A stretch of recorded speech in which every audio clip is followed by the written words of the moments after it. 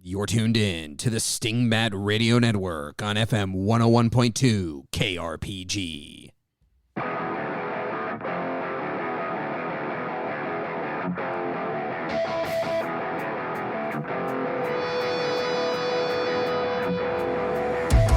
Welcome to Dungeon Master Diaries, a podcast about Shadowdark and other role-playing games where two GMs talk about their recent experiences at the table and hopefully give you something useful you can take to yours. Today on the show, we discuss maps.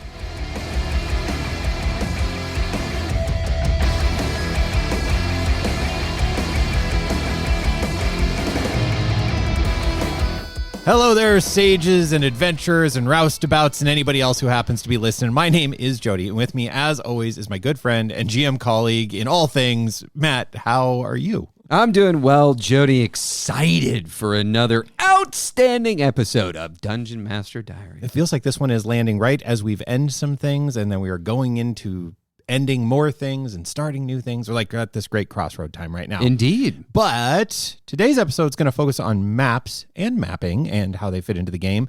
And you just ran our Dolmenwood group through one heck of a situation. Why don't you take us to the table and tell us all about it? All right, Jody, I will do just that. So what you need to know, broadly speaking, is that the party in question was attempting to break in. It was essentially a heist. However, they had no access to a map beforehand. Because this is an episode about mapping, I'll just say right from the top, I like heists where the players have access to the map beforehand so they can plan. This time, what they had was a very specific rumor that they had gotten by doing some research about how to get into the dungeon beneath the ducal keep in Castle Brackenwald to break their 8th level wizard out of prison.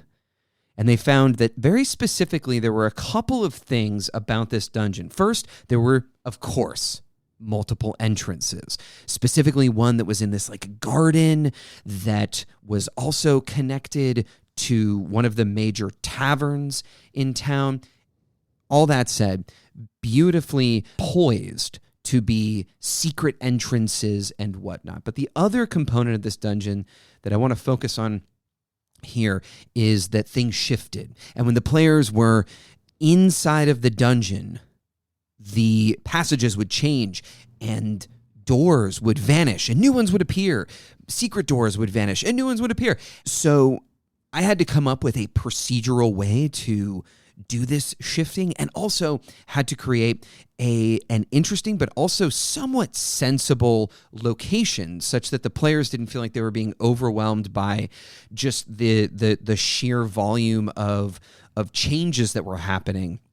And what ended up happening was that slowly but surely the players, you included, Jody, started to understand the way that the dungeon was moving and ended up a couple times using it to your advantage. All told, the party managed to make its way into the very dungeon that they were attempting to sneak into. However, at the end, they encountered approximately 1,000 guards. And 1,000 guards, it felt approximately. like. Approximately. Just to round about. We very narrowly escaped them through some very timely fumbles on Matt's part. Way to roll a 1 at just the right moment, buddy. That was very helpful. Yep. It was a weird and wonderful excursion into the Shadowdark and the depths beneath a keep and using a secret back door. And so you mentioned in that, though, that let's, as I often do, say, let's start at the beginning. What a weird concept I have. But you mentioned in that of the session you just ran was just a little bit different because we didn't have a map and we were doing a heist or a sneak through and get in. And you said, I usually like to give a map up front for that. And that is, the internet has some opinions about that, about should you just hand people a map and yes or no, and what are the pros and cons of that. And so let's kick off our discussion around mapping with, how soon do you give them the map? How much of a map do you give them?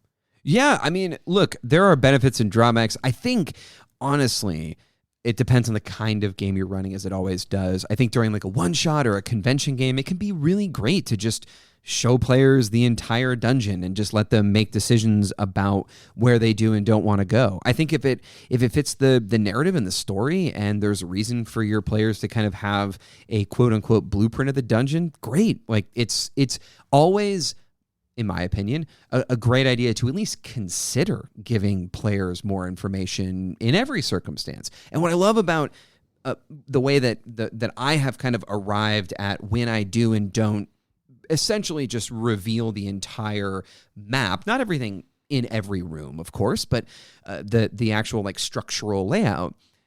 Doing it when there is a heist is great because you give the players kind of almost like a permission structure to plan and prep and think through, rather than in a dungeon crawl where there's, for me and for the games that I run, I like there to be a little bit more exploration and novelty to the space. Also, we enjoy at our tables, for the most part, I think basically all of our tables, we enjoy mapping. And for the most part, that sort of requires that you don't already have a map out in front. Exactly.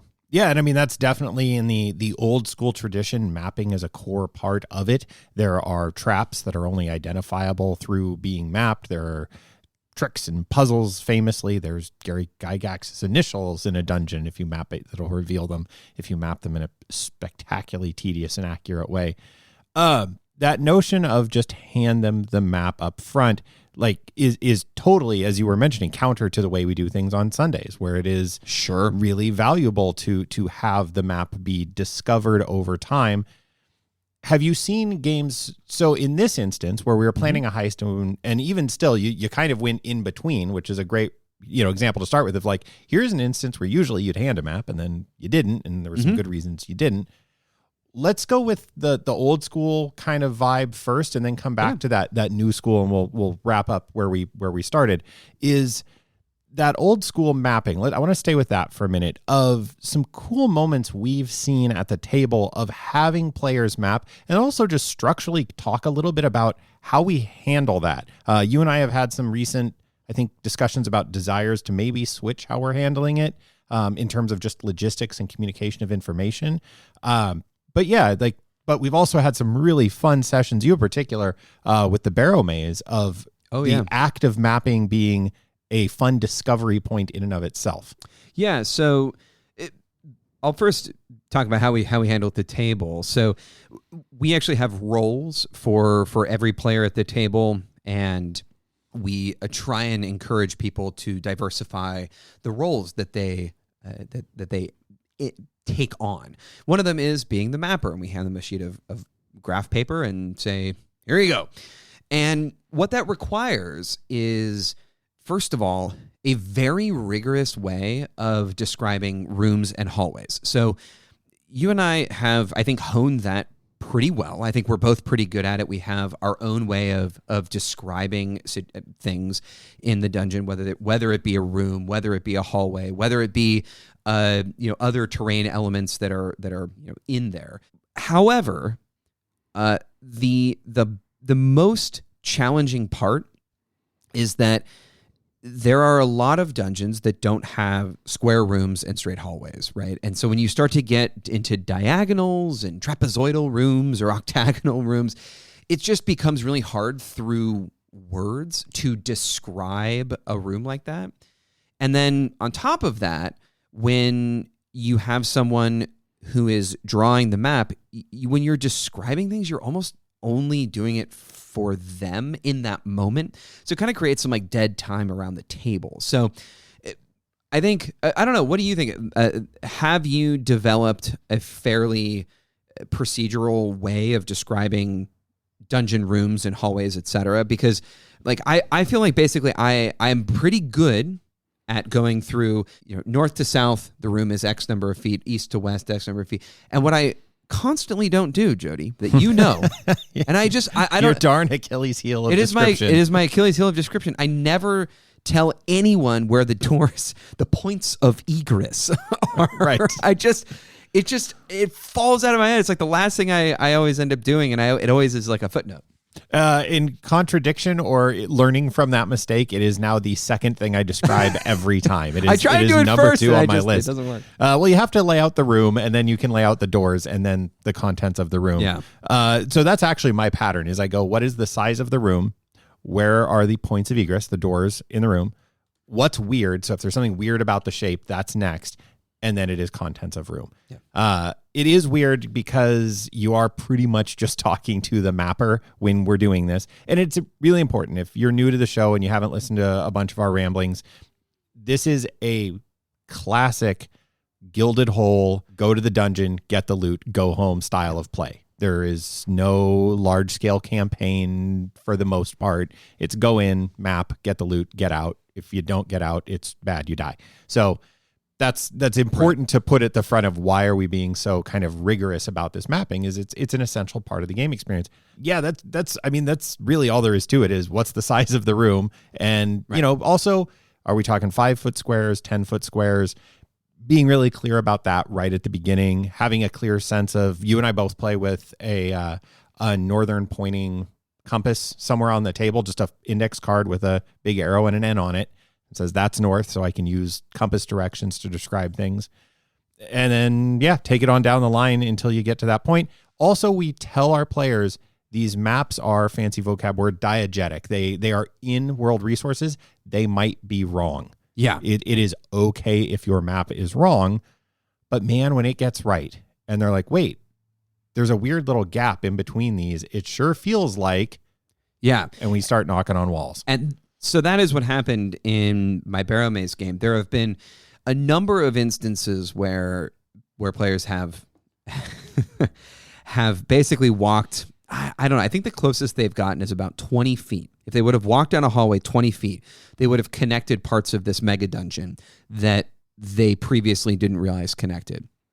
By now, they have a kind of a general sense of where things, kind of where the factions are in the Barrow Maze. They don't have the majority of it mapped necessarily, but in our last game, the players decided they were going to descend down into a space that they had already been to and that had already been mapped. And what was really, really cool is that the person who mapped that part of the dungeon wasn't at the table. That was a fun, again, diegetic way to like integrate mapping into the kind of the themes and the world itself. But I kind of want to go from Barrow Maze to what we talked about at the top of the show, because I actually have a question for you, Jody. I know you're emceeing this show, but we both just designed dungeons. I think I designed one that was significantly larger than one you designed. You designed like a 5-room dungeon we talked about last week. But I wanted to kind of ask, like, yours was smaller and more concise, but you had some really interesting elements in there. How did you go about that? Because we actually haven't talked about how you designed that dungeon. I'm going to guess that we talked about random tables and you're a little dubious of them, et cetera, but did you use any randomizing elements, any generative stuff for this dungeon, or was it just all off the top of your head? How did you get the dungeon itself? Talk to me, Jody. I got to know. All right. Yeah, a little 5-room dungeon. The 5-room dungeon structure, I have found, first and foremost, is really useful for Shadow Dark and OSR if you need something quick. It was designed, frankly, I believe, and I haven't checked my sources, at me if you know, that it was designed with 5e in mind and a more modern style of fantasy play in mind. It is very scene-driven in the way it's designed. But I did take those elements of a boss battle, a guardian, what are they? There's a puzzle element, there's a trick element, and then like a reward, and very consciously was like, okay, think along those lines. And then, as I often do, I went, what makes sense in the world for these 5 rooms? And the reason I needed 5 rooms is I didn't want you to be lost in the dungeon forever while there was a fight. That'd be terrible if there were some people inside the dungeon trying to figure out puzzles and outside people were being eaten by giant crocodiles. That would be bad. I wouldn't want that to happen. Gosh, I certainly hope it doesn't. Thank goodness that's not exactly how it played out. But yeah, it was just thinking about what should be in this very small space. In a much larger dungeon, it starts taking much different kind of thought processes. So what was yours? All right, so I wanted to draw this dungeon completely from scratch, right? So everything that I'm about ready to say, I didn't get a dungeon map from Dyson, which I think... That's what I did.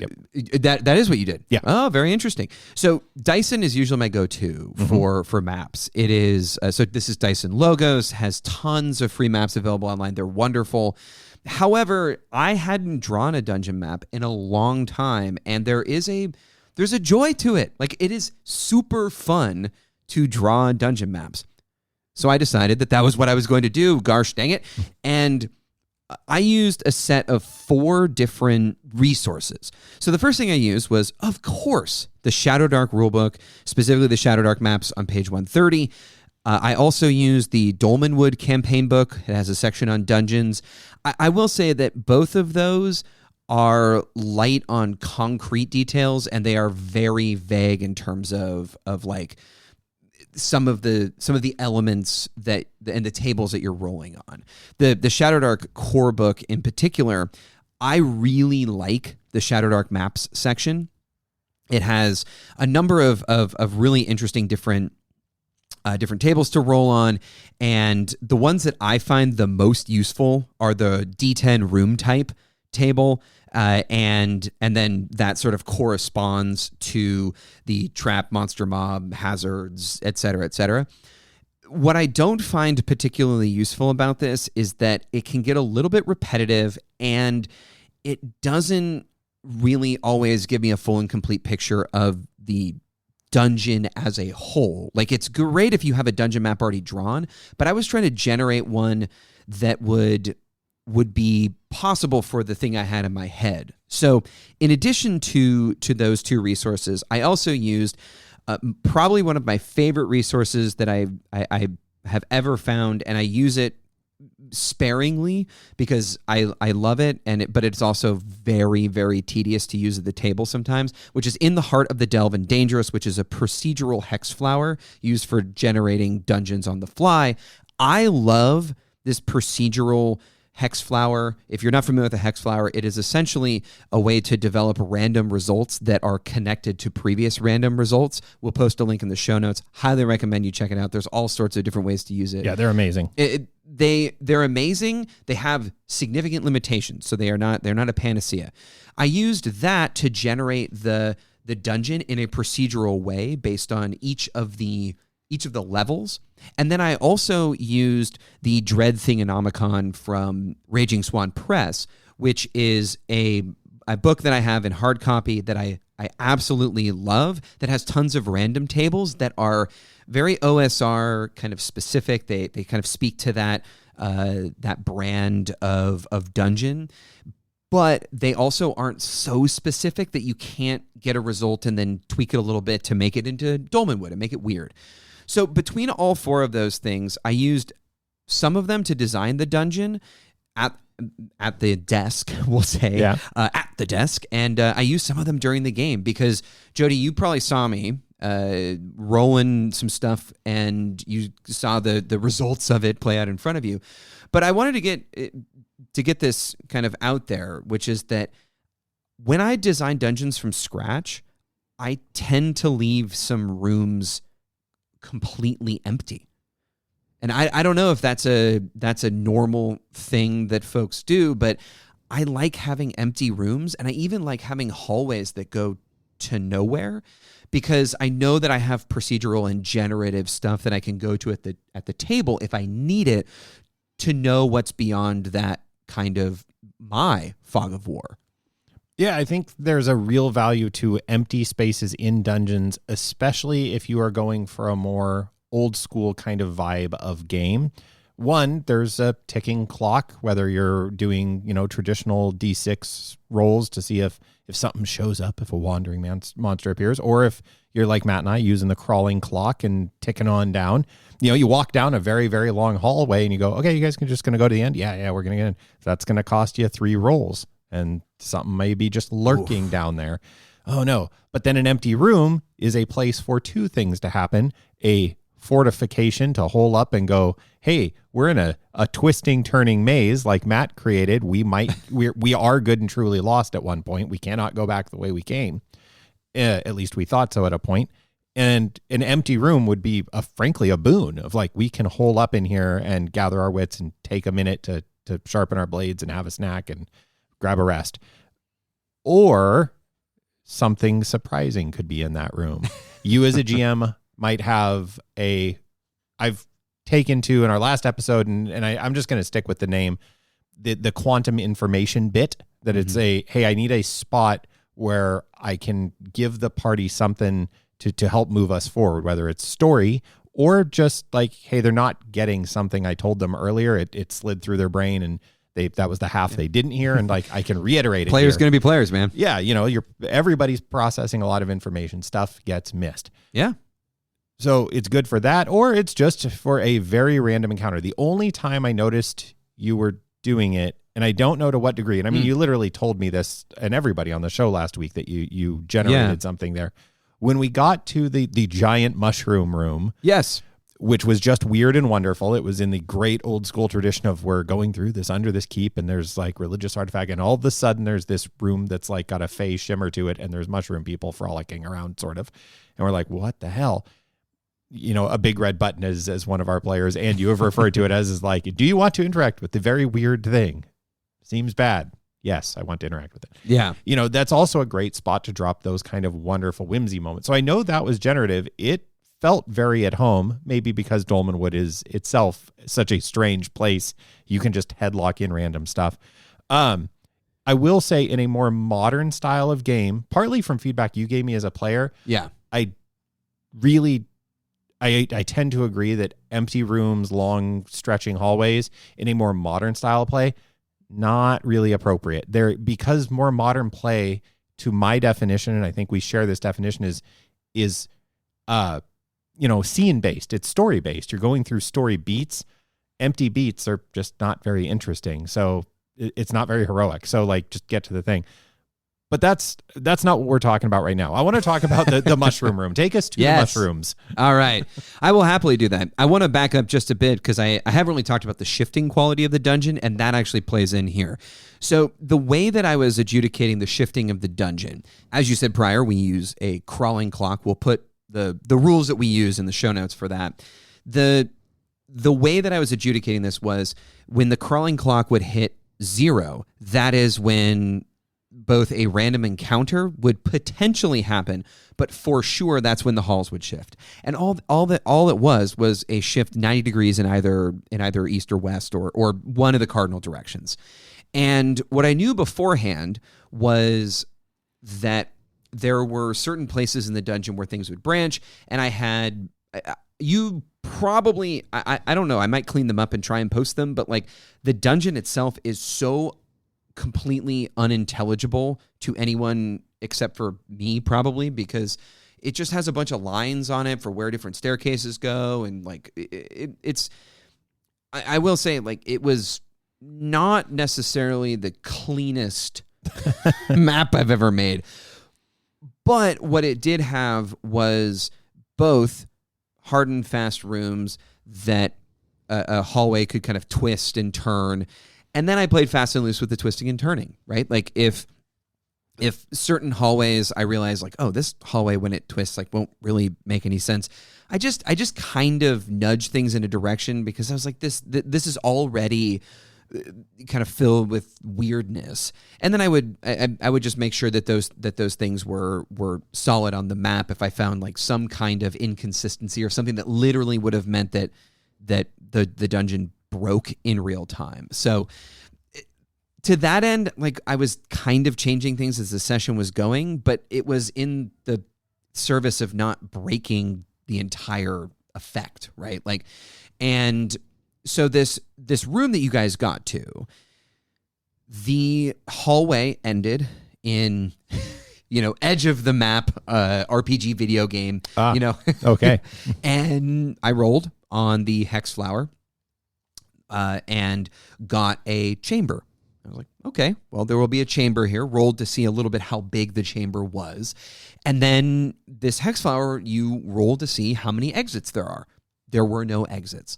So then I had to figure out what was going on inside of the room. And for that, I rolled on the random encounter table in the Dolmenwood campaign book alongside some of the dungeon stuff and alongside some other tables. I knew, broadly speaking, that I wanted there to be fungus in there. This was a bit of a quantum information, but it was also something that I had on a list of potential themes for rooms, right? Like these are themes that would be down in this dungeon. So I thought fungus room, rolled in the random encounter table, got some results that led me to this large fungus being, this large myconid with some like myconid quote unquote children and minions. And from there, just used a little bit of the lore of the dungeon, piled those things on top of one another, and came up with this room. The way that I got the door that was shimmering with Fey stuff and was like basically a barrier was actually from the Shadowdark core rulebook. I actually rolled on the minor and major hazard. I rolled a 2 to 3, a stuck or locked barrier, and then I rolled, I believe, on number 4 on the major hazards, which is entrapping terrain. And I thought, great, a one-way door that is magical that you can only go into the room, you can't come back out. Perfect. And so all of those things came together very quickly, and that was only possible because I had a very svelte system. I had a page of the Hex Flower, I had the Shadowdark core rulebook, and then I had a tabbed page in the Dolmenwood campaign book. Right, that number of random tables all operating together at once to me is like nightmare fuel. That as a DM, I'm like, no, that's too many variables, which is a great highlighting of the difference of how you and I approach things. You know, that's just, I love that. I love the high wire act of like, you need something right now, and your players are literally watching you roll dice, so get there. Yeah. I don't know. You handled it great. I love it. Something else this dungeon did really well that I cannot give you enough credit for, that I have looked at and tried and screwed up and then looked at since and like talked myself out of. Puzzle dungeons are infamously talked about, held in both high regard and high esteem. They smack of adversarial GMing. They scream player frustration like few other things can. And I am thrilled to report to you that as a player who went through this, did not feel that way. Oh, did not feel, yeah, you're like, where's he going? No, felt like, oh, crud, we are chopped off in this place. And as the thief in the party, I now have the expectation level has gone up exponentially as it is a shenanigans dungeon, which means there are going to be shenanigans. Sure. But the party, partly because it's a really gracious group of players who are down for story, and you generate things like giant mushroom people rooms out of nowhere, which is awesome for story. But also just it felt as though there was a rhyme or reason to the puzzle dungeon. I'm just curious, after designing this and having experienced some less fun puzzle dungeons, or dungeons that you had less fun in as a player that were puzzle dungeons, thoughts on that kind of topic of you're going to be cut off now by nothing you did wrong. You went through a door and then now the door is gone and too bad. Or a one-way portal, or all of this kind of stuff is littering old school modules. I am genuinely nervous. I have a module I really want to run that is a puzzle dungeon. I'm like, man, but that means they could genuinely just get stuck there. So 2 things. First of all, the floors were small. There were very few rooms on each floor. I think there were 4 floors in total. I don't want to give too much away, but I honestly, I would need to look at my dungeon, and I specifically don't have it in front of me because I don't want to start giving you details that you don't know, because there's still stuff in there that you guys may very well want to go back to, because you found out that there's some really interesting history and whatnot. So all told, keep it nice and tight. There were only a couple of corridors that actually shifted on each floor. This is something you don't necessarily know, but you can imagine with your GM brain that having too many shifting hallways would be abysmal. Yep. So really there were only like 1 or 2, but you can, on each floor. And what that gave, I will say this, what I have realized about puzzle dungeons is that the players often have no idea what's going on in a normal dungeon. So when you create a puzzle dungeon, and I've done this in the past and it hasn't worked. When you create a puzzle dungeon, the only way to create a puzzle dungeon is to simplify everything else. So make the rooms smallish or make there be just fewer rooms, right? And so I'm glad that you enjoyed it and that you figured it out. But I felt like when I was making it, I continued to have to remind myself like that the shifting halls and the strangeness of the space and not knowing about its contents and structure and layout ahead of time, it was very important that the way that things played out, that I was both clear with my descriptions, that I simplified the actual design. And number 3, and this answers your puzzle dungeon question and something that I want to get your thoughts on, is when you don't know how to solve a problem. I didn't know how you guys were going to solve that doorway at all. You have to be willing to allow and be lenient to reasonable solutions, right? Like, there's a lot of this in the GM community of like, well, don't, solve your players' solutions, or, don't tell your players and don't have a solution in mind beforehand. And then I think what happens is that all too often GMs feel like the solution their players came up with was too simple or, wouldn't, quote unquote, wouldn't work. And that is where I think personally you get into trouble. Oh, I agree. And I am maximally guilty of this. So am I, to be fair. But and there is, as in all things on the internet, there is a level of nuance that is not captured in any of those discussions. What? Yeah. That, so I'm running a module. I am a module apologist, I believe you have called me on the show before. And it's fair. It's true. I am. I do love me running a module. I get a kick out of them in a positive sense. Yeah. Right? Positive. Yeah.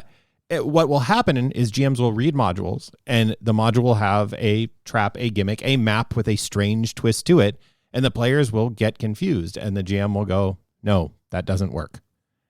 Right. That's not helpful. Like that, clearly they're lost. You have the answer, and you are waiting for an answer.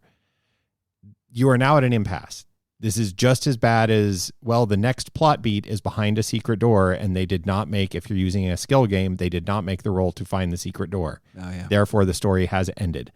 That's bad. You don't want to do that, because you have actually lost at RPGing because you can't play anymore. You've stopped the ability to play. So, yeah. There's that part of it that is, it's an easy trap to fall into to start looking for the right answer as opposed to a right answer. There is also something reasonable to holding your ground of, hey, if we just started, and I've, classic kind of young teen players, oh man, these doors keep moving. Quick, get a sledgehammer and just pound a hole through a wall. That's an answer, but that doesn't mean so clearly they should bust through the wall and a new chamber should be on the other side that allows them to just move forward. That's honestly just at that point as a GM, to make it short and pithy, which is a problem, is you are now condoning behavior you don't want. Yeah. You are now encouraging flippant behavior in your world. So there is a very fine balancing act that has to be struck of, I am going to hold my ground and there must be a viable solution. But when a viable solution, or the players are clearly at a dead end, but they are trying to come up with a reasonable answer, play along. Like it is a game, play along. Like that's, and it's tough. And I understand when older school GMs go like, well, that's just pandering and talking down. And I go, well, that's an oversimplification. But I've also watched to oversimplify in my own way, new schooling where everything leads to success. And like that also is a problem. So there is which is always the worst answer, is it depends, and you do have to find your own metric of how soon does that intersection of no and player creativity kind of clash together. In our case, you had people coming. There were people drawn to the sound of what we've done.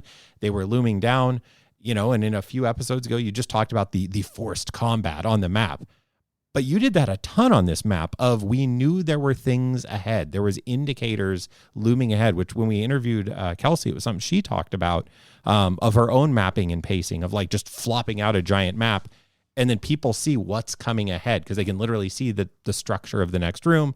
And then she'll talk about like a glint of gold or a shout down the hall and you were doing a ton of that, which in terms of like pacing and interacting with a puzzle dungeon is a great way to telegraph information. Like, hey, go to the next thing. Hey, go to the next thing. Hey, go to the next thing.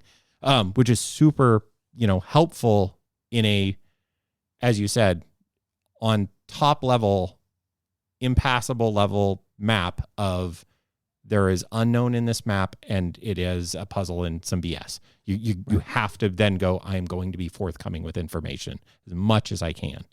So one of the interesting things that happened in that room was that there was a secret door at the back, right?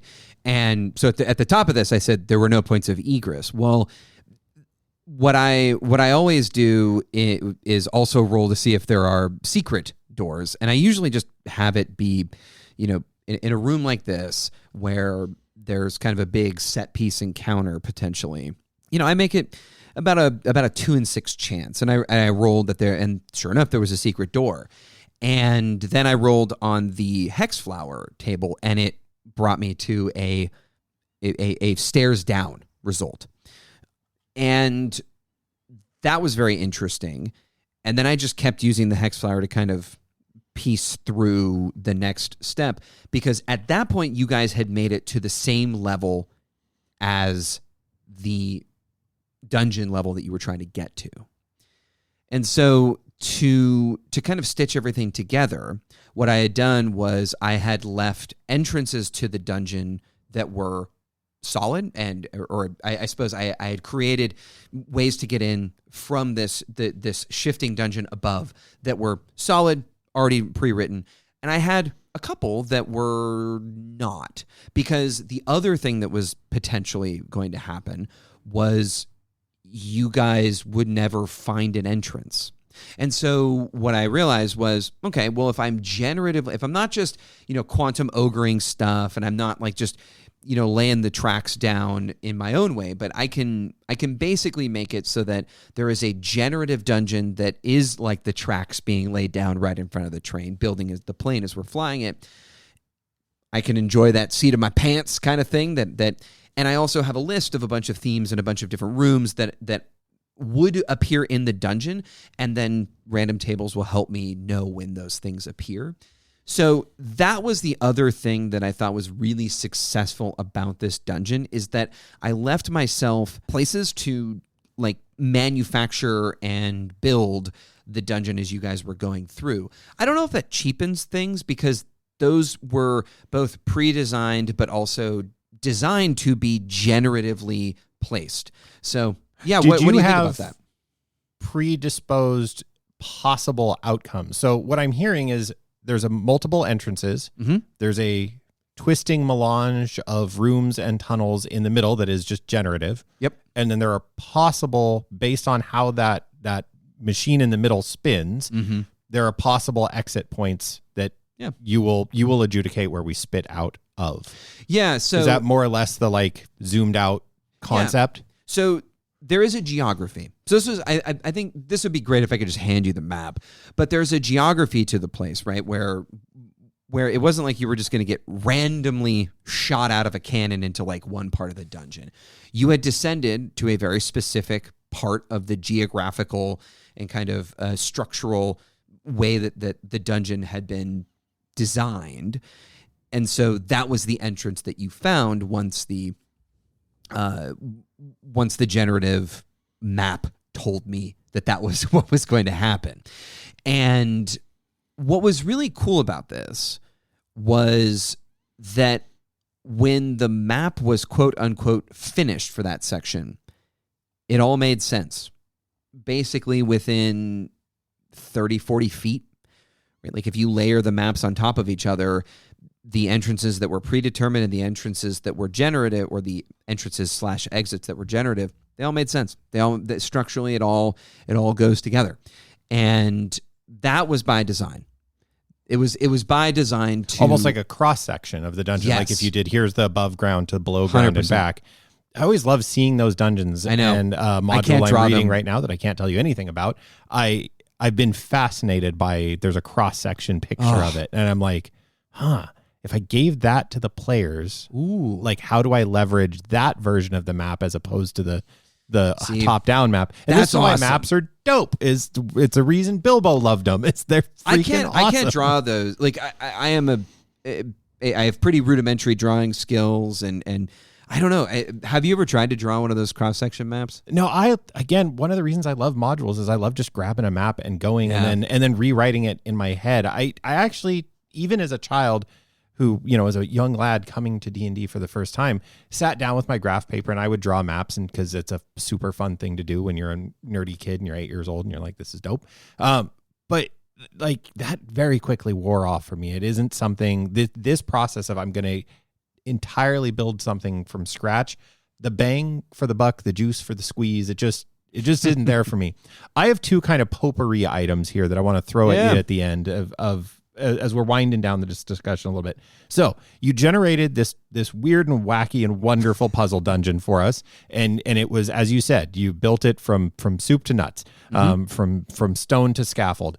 But you are also, and have been for quite a while, running Barrow Maze, which is a mega dungeon with one heck of an impressive flop it out map on. It's a whole table worth of small print map.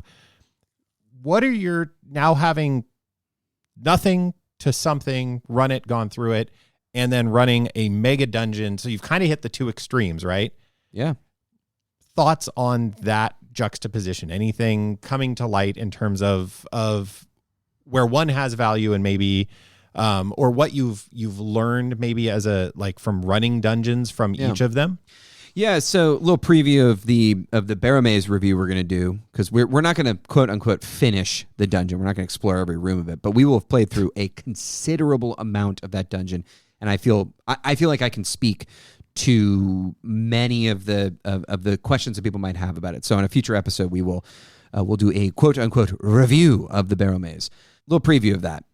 Dungeons need levels. They need verticality for a couple of reasons. Very basically, you need more than one way to get into different parts of the dungeon.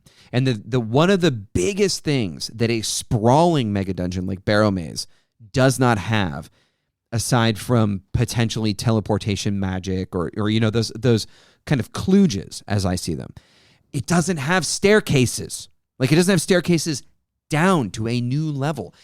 And I believe that there is a player desire for that sense of discovery, and there is that kind of ingrained RPG-ness of you go down to the next level and it is quote unquote harder or different or whatever.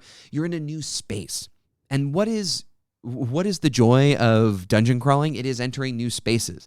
And I have found that not having that in Barrow Maze has not allowed me to define or compartmentalize the dungeon in a way that's both easy for players and also easy for me. The soup to nuts dungeon was a test. It was something I hadn't done in a while, and it was also me trying to raise the stakes and go, look, we're going to leave some of these places blank, and the goal is to make it feel like a cohesive whole and do what it's designed to do, to be interesting, a fun place to be, kind of a fun house in a little bit of a way. But also eventually the players understand it and they get it and they know that they're not trapped when the walls shift or whatever. And that happened. And that was maybe the best moment of like discovery GMing player brain for me, right? Of like, I get to live in both worlds as we both do. And it was like, oh, there is a mechanism here for when the walls shift, that if we can actually wait, potentially to our own peril, because see chittering and shouting coming from other hallways, but we can just wait it out and then make a dash into this new area. And that was super fun. That kind of discovery of the mechanism that's what you want. I want to ask you though the same thing though, because you run bespoke dungeons. What for you is the sign, like you look at a dungeon map and you're like, okay, this has some elements that I think are great. Yeah, it's actually exactly what you were just talking about with Barrow Maze and the difficulty of compartmentalizing it. Not too long ago, it's been a minute, but I ran Incandescent Grottos, which is a lovely dungeon, and it does have levels. And I gave my players the maps Well, I didn't give them to him. They found them while in the dungeon, which is, if you can do that and time it right, is so sweet. Of like, you go down, you start mapping a dungeon, and you're like, oh snap, we found the map. If you've played Zelda ever, you know how rad that is. It's the best. But what I did is I printed each level separately, and showed them on the map by like literally like scraping through the map at one point, where if you overlap the two maps, you can pass from one level down to the next. So that contextualizing of the dungeon and seeing it as an ecosystem, there's an element of this that is future me GM trying to do, of thinking about a large city encounter as there are regions and there are maps and there is context and there are communities within. And that's the joy of Barrow Maze is I know so little about it because we both run on the same day usually. Yeah. So I kind of vicariously hear these stories, but I really don't have a sense of the thing.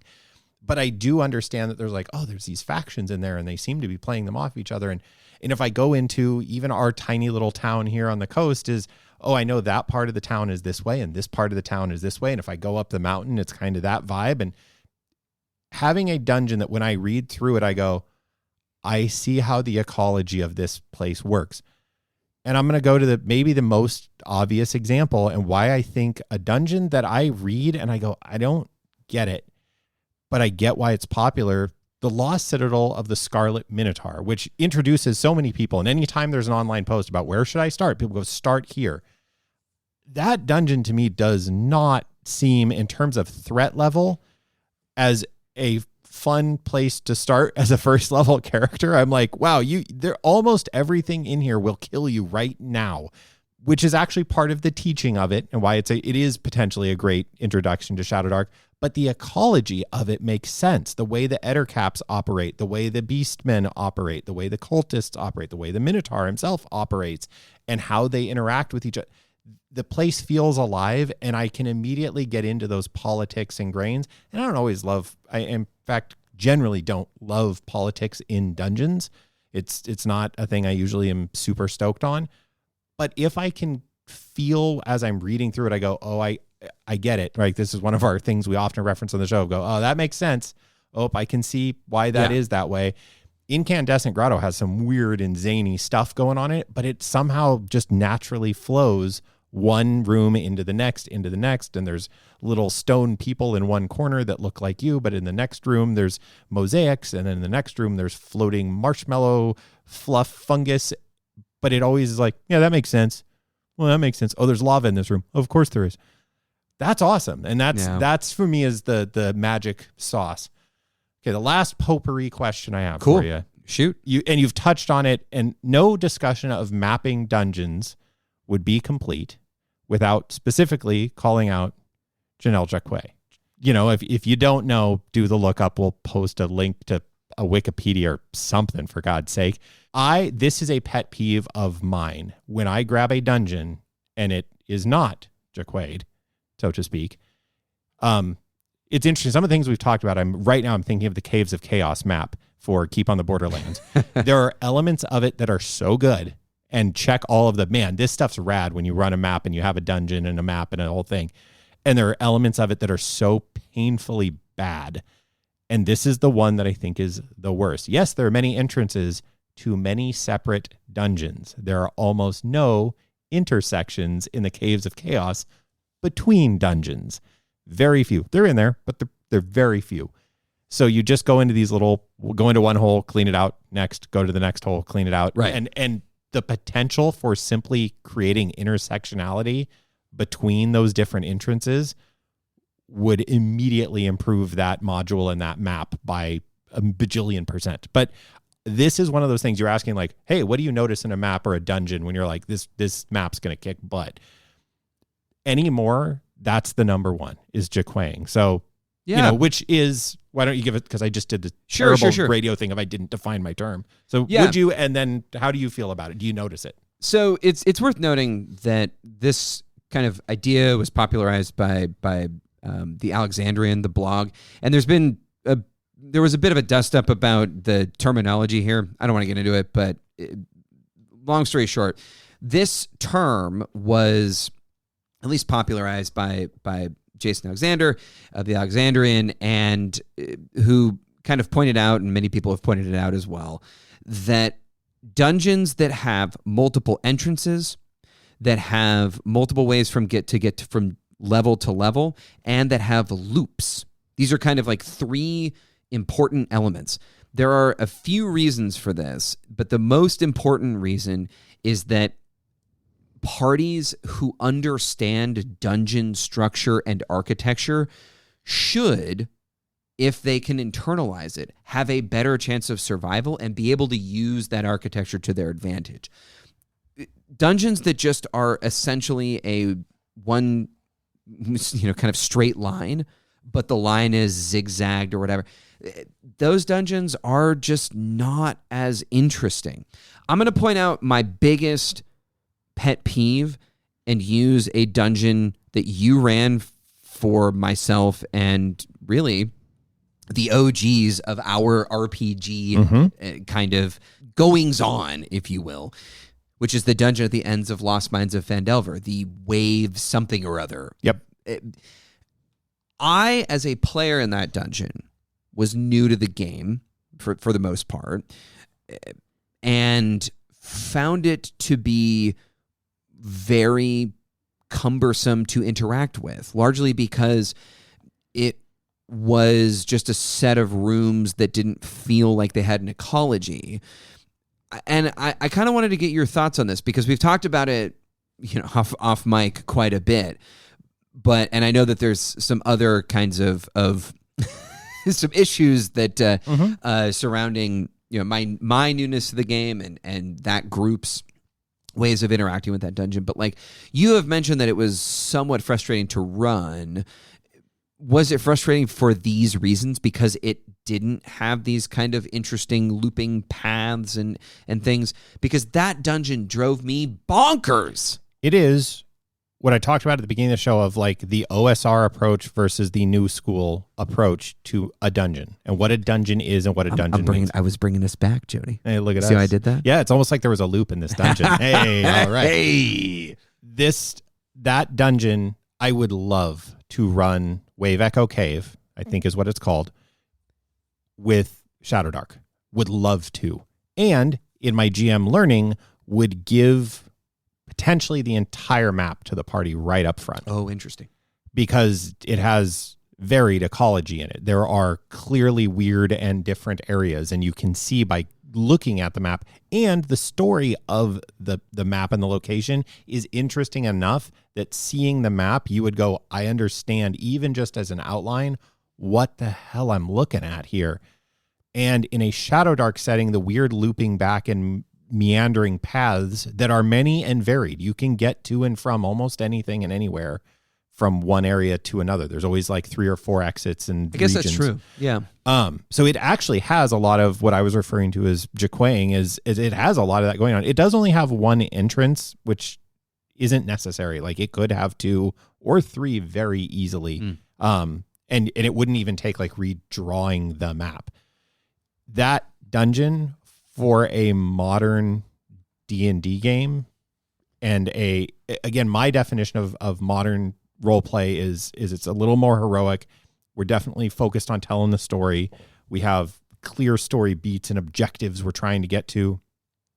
Is so vestigial of a dungeon and a callback to old days that it's discordant with that style of play. And yes, you can absolutely, if you're out there and you're a modern player and you've been curious about Shadow Dark and you're like, man, I ran it and had a great time, you absolutely can.